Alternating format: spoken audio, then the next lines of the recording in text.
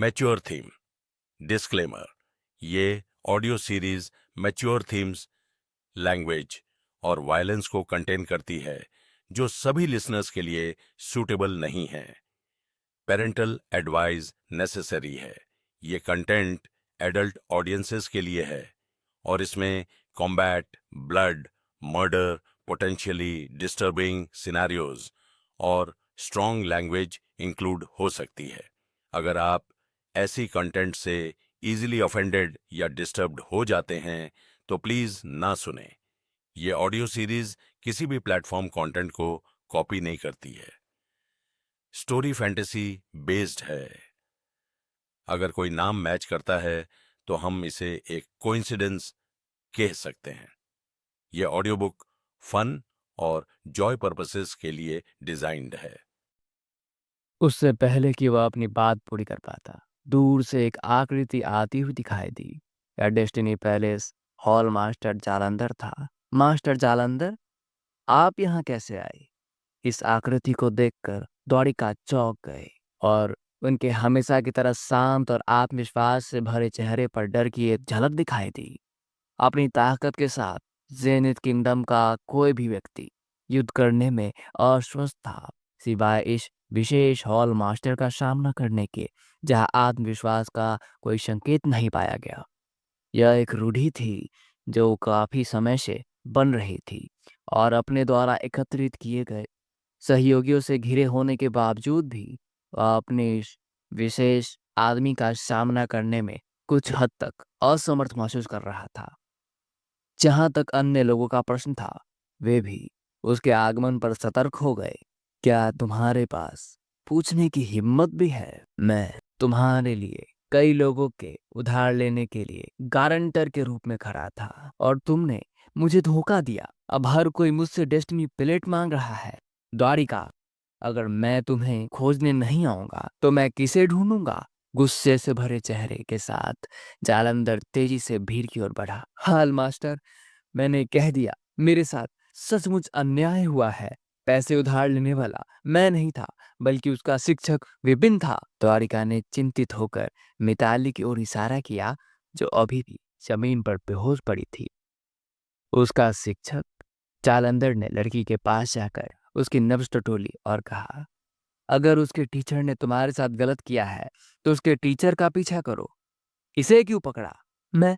द्वारिका का चेहरा लाल हो गया। उसे मेरे हवाले कर दो। डेस्नी हॉल मास्टर के डिप्टी हॉल मास्टर होने के नाते ऐसा शर्मनाक काम करने पर मुझे तुम्हारे लिए शर्म आती है।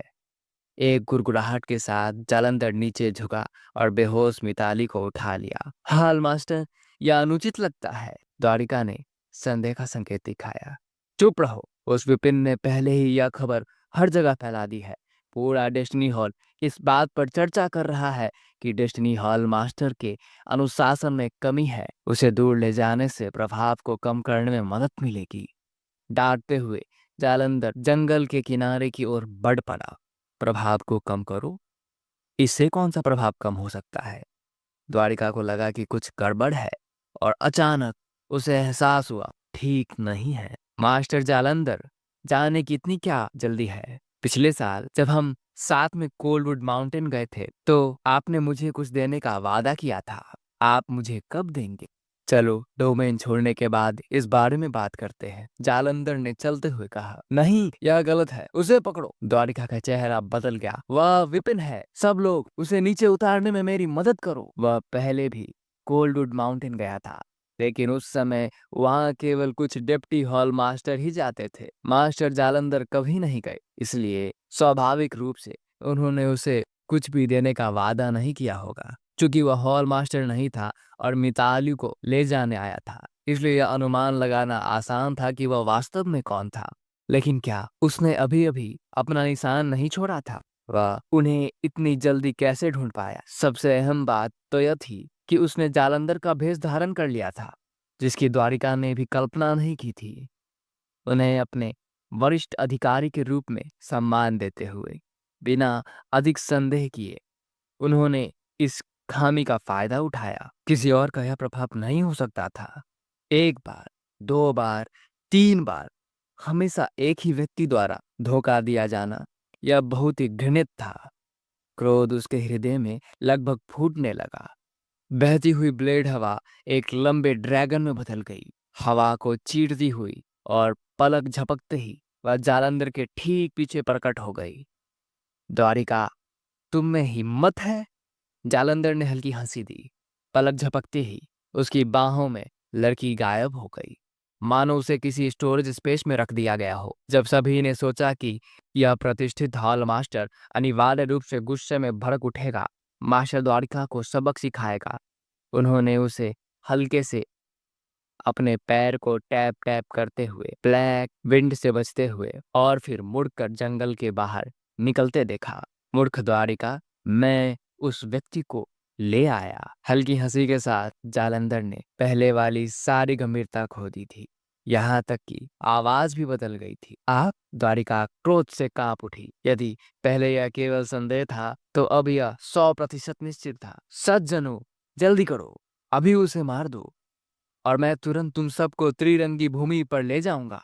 यह जानते हुए कि समय किसी का इंतजार नहीं करता, द्वारिका जल्दी से घूम गया और जोर से चिल्लाया, ठीक है। उसकी यह बात सुनकर सम्राट रोशन, प्रभाव और अन्य लोग बिना किसी हिचकिचाहट के एक साथ आगे बढ़े।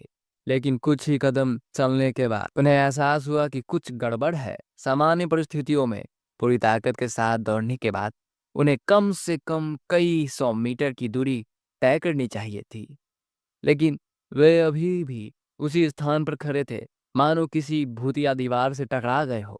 यहाँ हम ओरिजिन कोर की एनर्जी का उपयोग नहीं कर सकते। हम पीछा करने के लिए केवल शारीरिक शक्ति पर भरोसा कर सकते हैं, द्वारिका ने जल्दी से समझाया। सम्राट रोशन, प्रभाव और अन्य लोगों ने उसे पकड़ लिया और तेजी से उसका पीछा करने लगा। आगे चल रहे जालंधर ने पीछे मुड़कर देखा, मुस्कुराया और फिर बोला, द्वारिका, क्या आपके ये कुछ पुराने दोस्त आपकी नपुंसकता के बारे में जानते हैं? नपुंसकता? मास्टर द्वारिका नपुंसक है? निश्चित रूप से।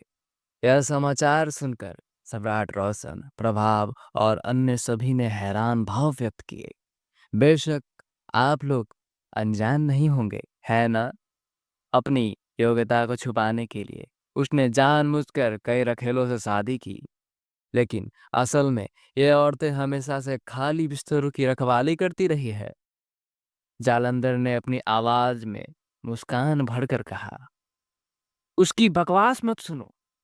द्वारिका का चेहरा पीला पड़ गया। मैं बकवास कर रहा हूँ, ठीक है, जालंधर ने आगे कहा। क्या आपके अघोर चाकू के अभ्यास के तरीके में मुख्य कंडरा की स्थिति में एनर्जी इकट्ठा नहीं है? यह ताकत अतुलनीय रूप से तेज है। थोड़ा सा गलत नियंत्रण और यह मेरिडियन को नुकसान पहुंचाएगा, और उस क्षेत्र को नुकसान आप सभी जानते हैं कि इसका क्या मतलब है ना? बेशक ये सभी आपकी अपनी प्रैक्टिस की समस्याएं हैं, कोई बड़ी बात नहीं है, लेकिन असल बात यह है कि आप उन्हें नुकसान पहुंचा रहे हैं। यह बिल्कुल साफ है, फिर भी आपको कुछ समझ नहीं आ रहा, यहाँ तक कि आप उसकी मदद करने के लिए दौड़ पड़े। यह ऐसा है जैसे आप बिक चुके हैं और फिर भी पैसे गिनने में मदद कर रहे हो। हमें नुकसान पहुंचा रहे हो। अपनी विनाश और निराशा से लोगों को डराना बंद करो। प्रभाव की निगाहें धुंधली पड़ गई। विश्वास नहीं हो रहा तो बता दूं, आपका नाम प्रभाव है ना? जालंधर की हंसी जारी रही। तुम एक भटकते हुए साधक लगते हो जो हत्या का धंधा रच रहे हो, लेकिन असल में तुम कोल्ड स्टोर सेक्ट से भागे हुए अपराधी हो।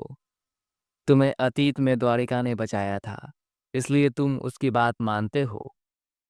यदि मेरे द्वारा देखी गई जानकारी सही है, तो आपने उसे शस्त्र भाग्य मास्टर की हत्या करने में मदद की थी। इन लोगों में कबीले के वंशज शामिल है, और यहाँ तक कि एक अवांछित राजकुमार भी है।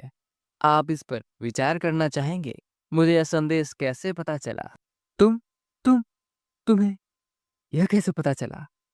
प्रभाव का चेहरा पीला पड़ गया। वह एक फरार अपराधी था। एक बार एक अवांछित राजकुमार की हत्या का मामला उजागर होने पर उसे निश्चित रूप से कई ताकतों के केंद्रित पीछा का सामना करना पड़ेगा।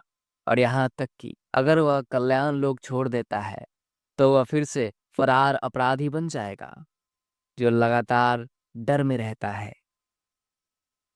बेशक, आपके सबसे भरोसेमंद द्वारिका ने मुझे बतलाया। अगर वह नहीं तो मुझे कैसे पता चलता? जालंधर हंसने लगा और बोलते रहा, सेक्ट लीडर सम्राट रोशन है ना? उन्होंने आपकी कमजोरियों के बारे में भी बात की है और जानना चाहता है कि क्या सेक्ट के भूमिगत कक्ष में बंद लोग अभी भी वहां हैं। चुप रहो!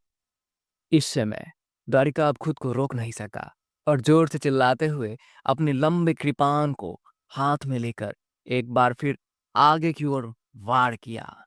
हालांकि उसकी आवाज खत्म होने से पहले ही लंबी कृपान तुरंत नियंत्रण खो बैठी। उसके साथ ही फिसल गई और कई दर्जन मीटर दूर उड़ने के बाद वह जमीन पर गिर गई।